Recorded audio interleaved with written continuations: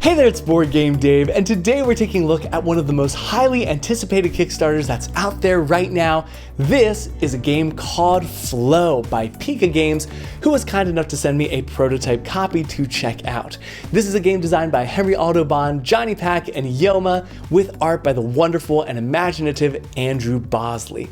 In this game, players are going to head out into this icy, snowy landscape with their loyal familiars to gather various resources, to collect crystals, to discover previously uncharted regions of the map, to head down to the caves to defeat various monsters, and do much more before heading back to the village to warm up and stock up on items and gear and other things that you're going to need to help you along your quest before you head back to the ice.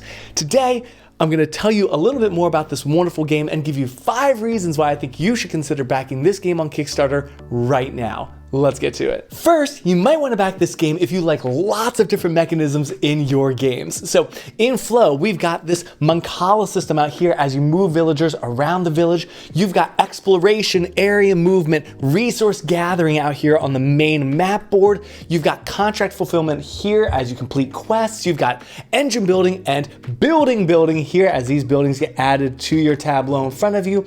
You have variable and upgradable player powers over here on your main board.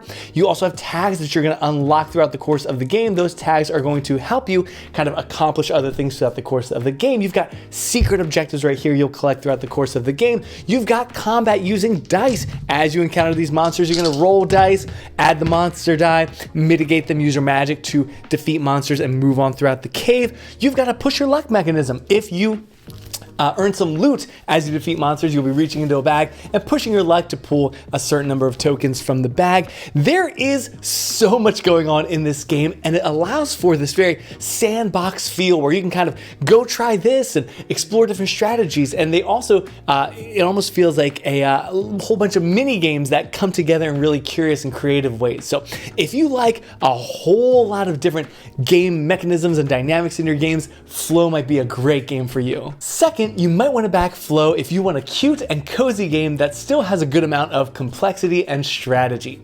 A lot of mid to heavyweight Euro games have a very serious, dry Euro theme like trains or trading in the Mediterranean or colonizing a new continent or something like that.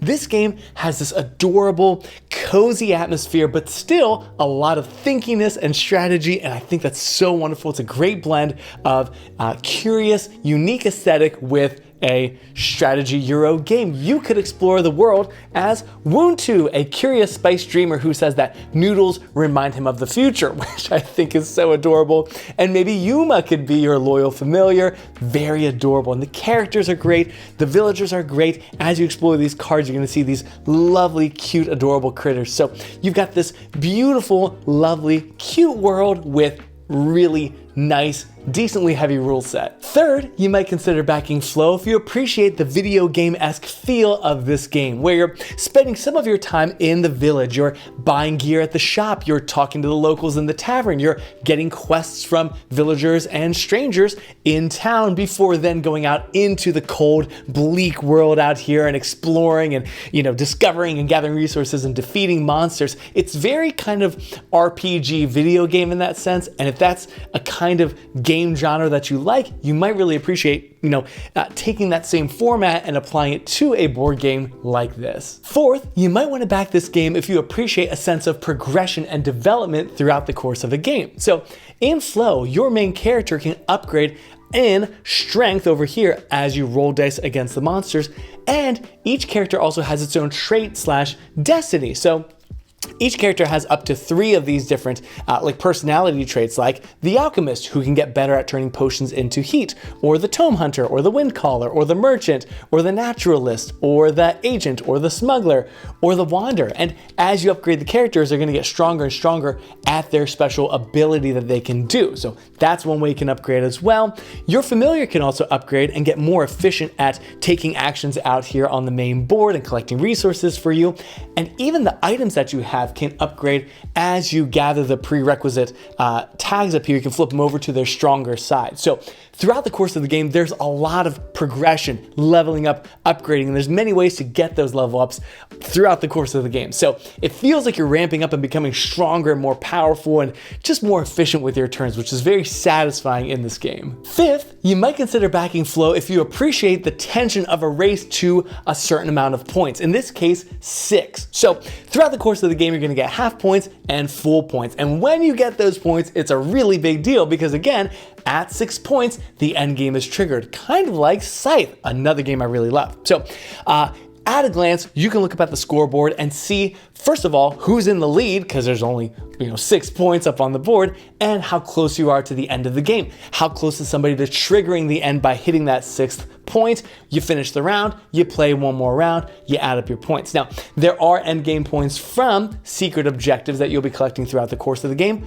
but that's it. So it's not a big point salad. You've got your points on the board and you've got your secret objectives, and that's it. So I don't know, an average score might be, not even in the double digits. It might be 8, 9 points, which is really tense. So there's not a lot of wiggle room. You're not gonna score 124 points, but it's tight, it's tense, it's stressful, and I really appreciate that in this game. So if you like that tension of a race to X amount of points, like Dune Imperium, like Scythe, this might be a game for you. And finally, as if it needed to be said, perhaps the main reason you might consider backing this project, perhaps the main reason you're watching this video right now, is because of the gorgeous art, the beautiful world, the lovely components that are in this game of FLOE. Andrew Bosley did such an amazing job of creating such a inviting and warm, but also frigid game with these characters, with the art, with the style that's presented here. If you look through these cards, right, as you interact with these quest givers and people at the tavern, you're gonna meet Tusky Thrusk and